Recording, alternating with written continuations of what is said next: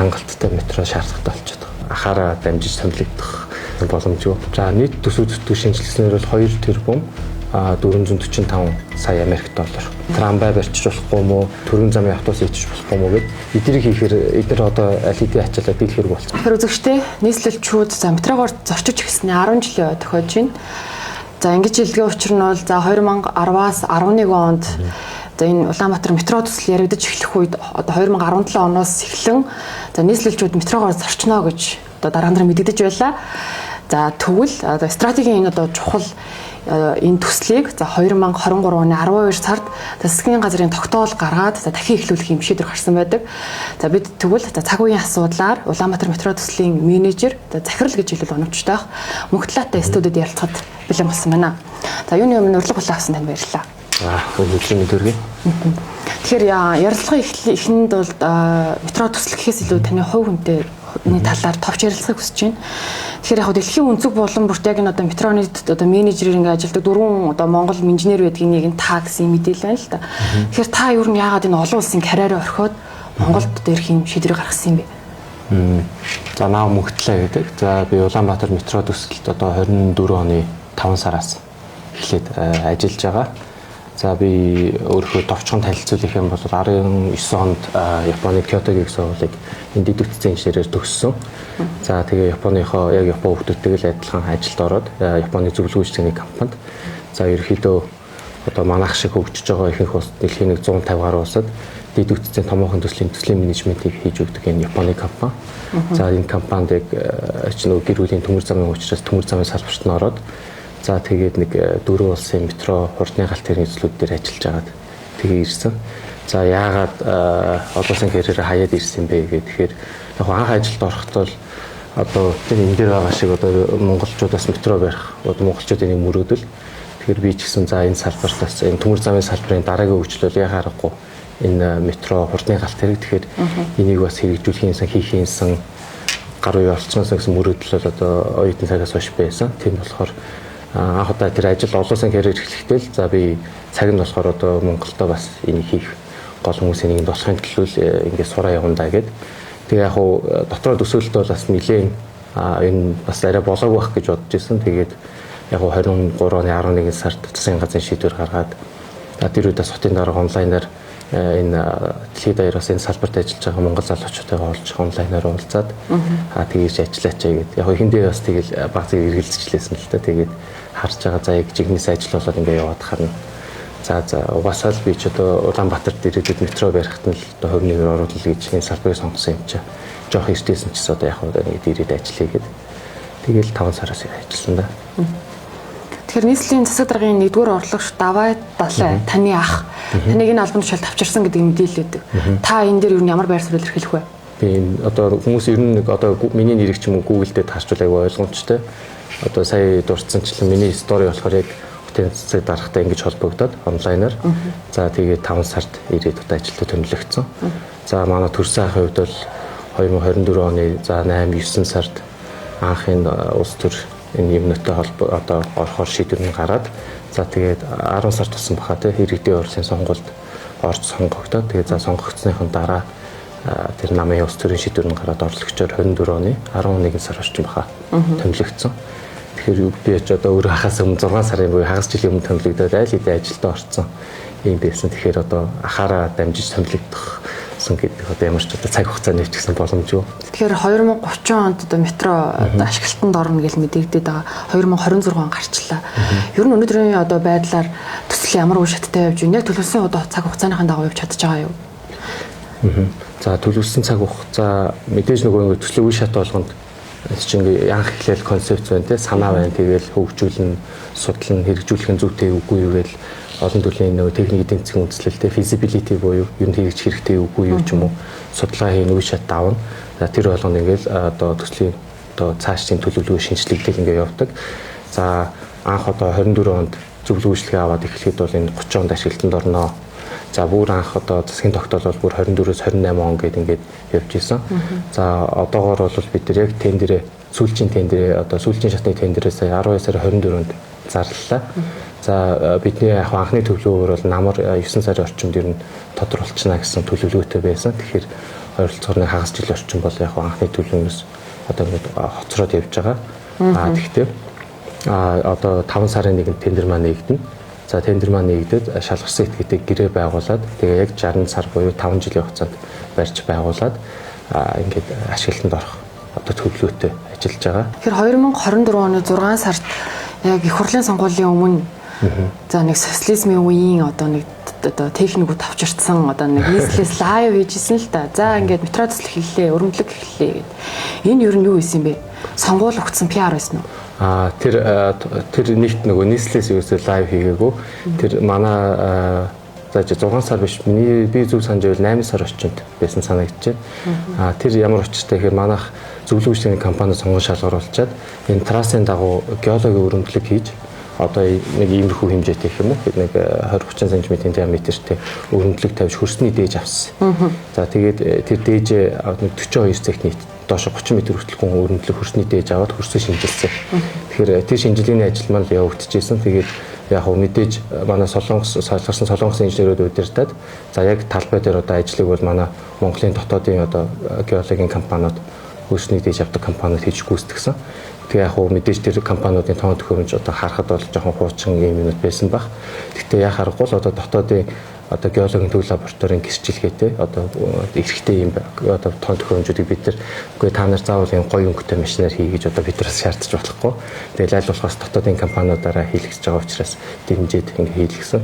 Яг хийж байгаа юм аа нөгөө тэр яг тэр зураг нь бол бүр яг геологийн дээж авахаас өмнө барилгын үйлчлэгийн төвийн үүдэн дээр нөгөө манай дотоодын 2-3 компани манай солонгос инженерүүд сургалт орсон. Тэгээд тэр үед телевизэд тэр яг сурвалжлага хийгээд явсан юм. Тэгээд манай дотоодын байгууллагууд бас бүгдээрээ метроны ингээд судалгааны ажил хийж гэнэ гэж баярлаад метроны өөртөө сайн дураараа жоохон анонс энэ төр тавьчихсан. Тийм гэсэн бас тийм. Одоо хэрэгжиж байгаа Улаанбаатар метро төслийн тэзүү 2012 13 онд хийжсэн тэр нөө JICA-гийн хийж өгсөн тэзүү гэдэг шүү дээ. Энэ ер нь хэр сайн тэзүү байсан юм бэ? Тэгэхээр тухайн үед энэ одоо энэ хийгээд гисэн бол хийх боломж байсан л гэж харагдаад байгаа юм л да. 13 онд. Тийм. Яг хөө тэзүүгийн тухай тэгэхээр 2011 онд хамгийн анх солонгос компани тэзүү хийсэн байдаг метрон дээр. За энэ бол бүр нэлээд урт хоёр тишээ бараг 30 км орчим 27-8 км хаа ингээд барьж байгуулвал ямар байх вэ гэдэг судалгаа хийсэн байдаг.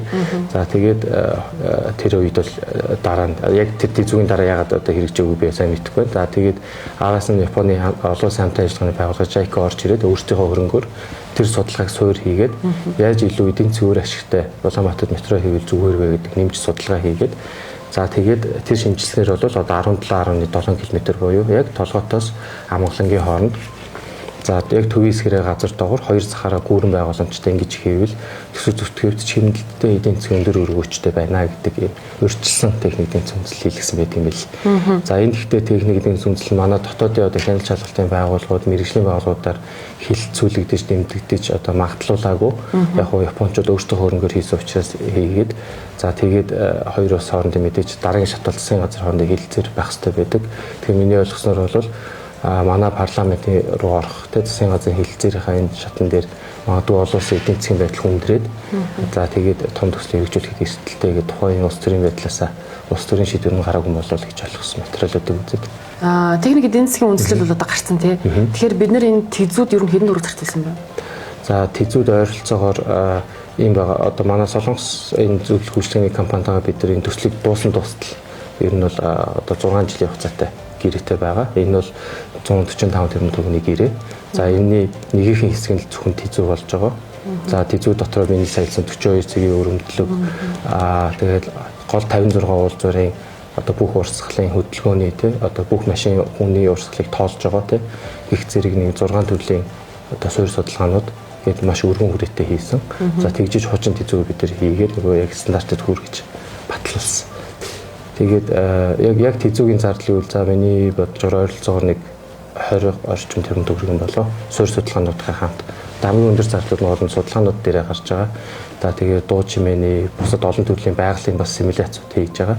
Яг орчин үеийн технологи ашиглаад бага зэрэг зардал бас бууруулсан өнөхөө бодвол Улаанбаатар метро төсөлд ер нь одоо төслийн бүр нийт одоо санхүүжилт ер нь төсөв төртгөн хэдийн. Тэгээд энийг одоо бонд босгоно гэдэг байгаа мэдээлэл байгаа энэ үнэн үү? За нийт төсөв зүтгэх шинжилснээр бол 2 тэрбум 445 сая Америк доллар бол төсөвчдөг шаардлагатай гэж одоо магадлагдаж батлагдсан байна. За энэ төсөв төртгийн 15%-ийг бол нийслэл ингээд тухайн он бүр суулгаад өөрийнхөө төсвөөс санхүүжүүлээ явна. За 85%-ийг бол олон улсад одоо олон улсын хөнгөлөлттэй зээлүүдийг давхаар нийлдэлтэй тэр зээлийн дээр бас тендер зарлаж байгаа гэсэн. Ер нь зээл гэдэг чинь одоо хувийн дээр буцсан ч нэг төрлийн үйлчилгээ шүү дээ. Та банк руу ороод ч юм уу үйлчилгээ авдаг. Тэр зээлийг ч гэсэн ер нь одоо нийслэлийн ч юм уу одоо улсын засгийн газрын байгууллага хүмүүс шууд за метрогоо шууд Японуудаар англичуудаас ингээд зээл хөнгөлөлттэй зээл аваад бариулъя гэдэг ч юм уу.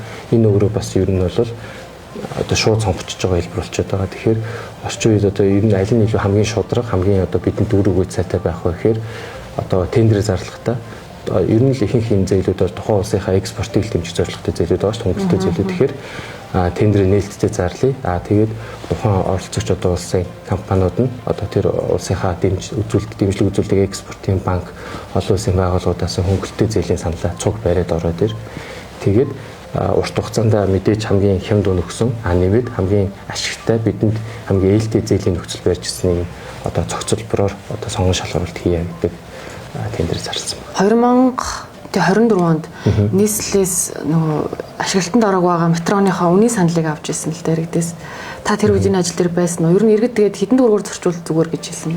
Үнийн саналыг ер нь би намайг орсны дараа ч гэсэн би нэрээ 2-оос баруун 2 ч удаа 3 ч удаа нөгөө авсан. Энэ нөгөө appetite test гэдэг дөрөхгүй. Ягаад тэгэхээр техник эдийн засгийн үндэслэлийн хамгийн чухал хэсэг нь эдийн засгийн үеийн төслийг хэрэгжүүлээд үр ашигтай юу үгүй юу?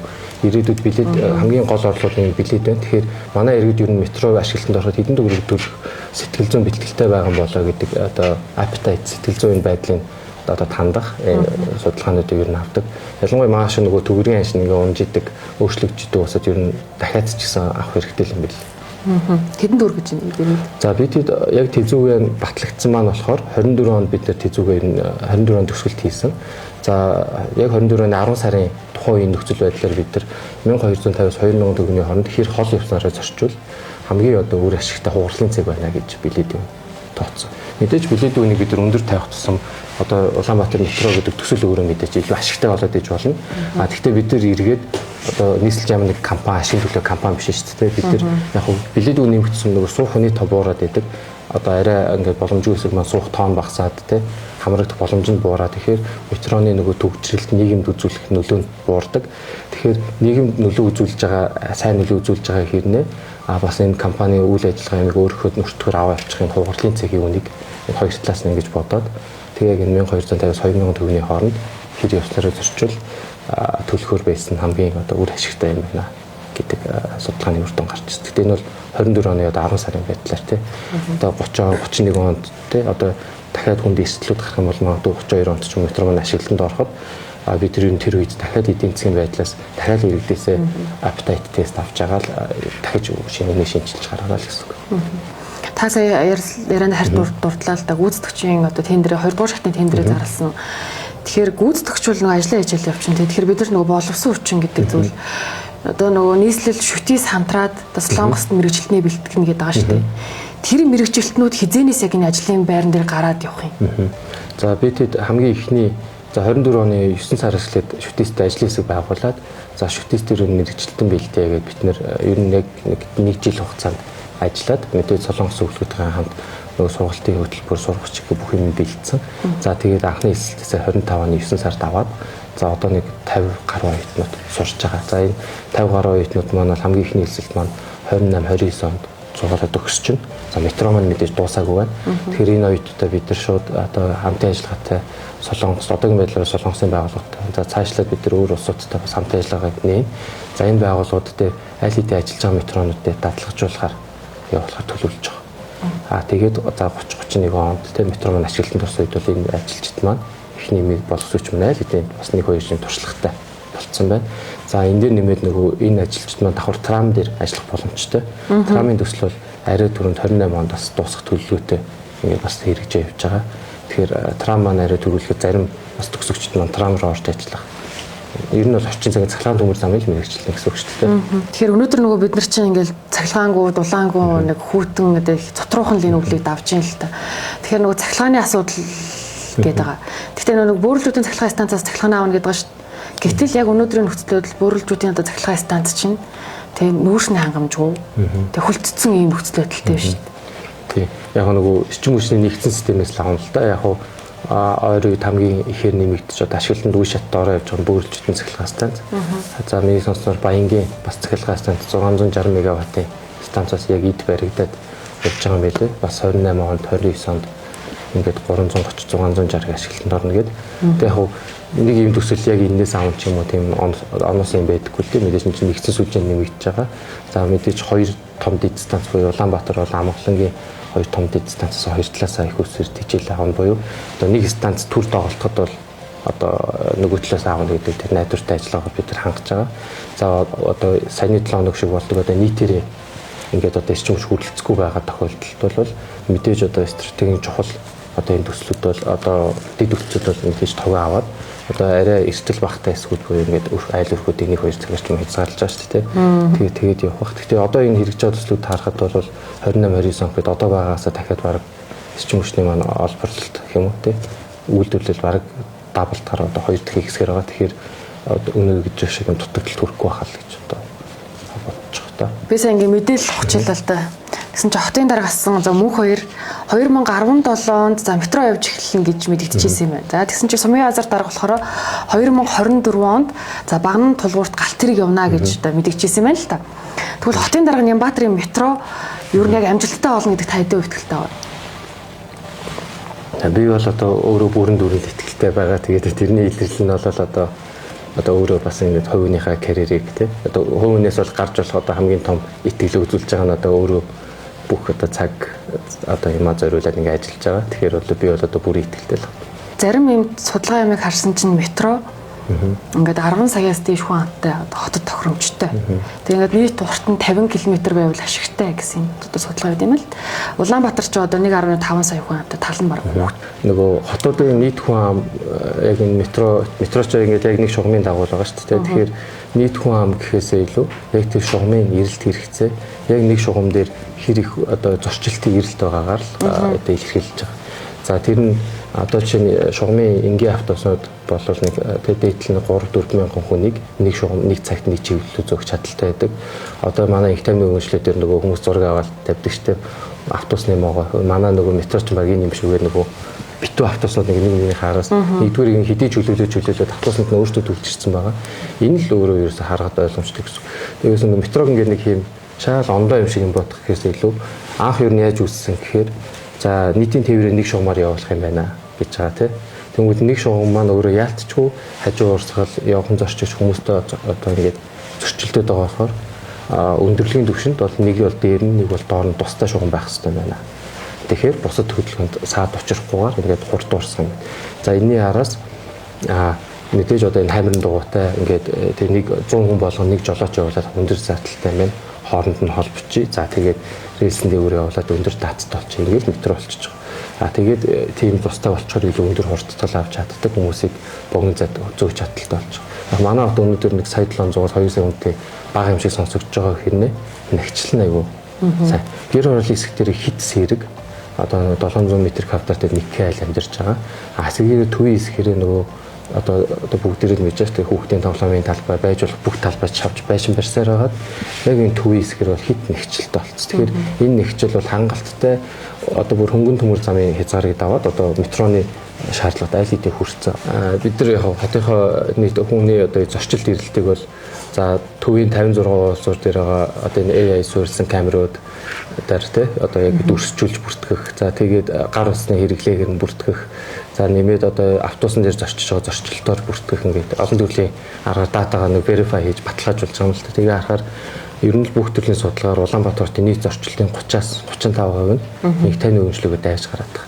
Тэнгүүд 24 оны 20-нд байдлаар Улаанбаатарт ойролцоогоор нэг 3.5-аас 4 сая зорчилт. Яг зорчилт гэдэг нэг хүн та нэг тийш А-гаас Б цэг дүрчил Б-гээс С цэг дүрхээр 2 зорчилт 3 зорчилт явж штэ.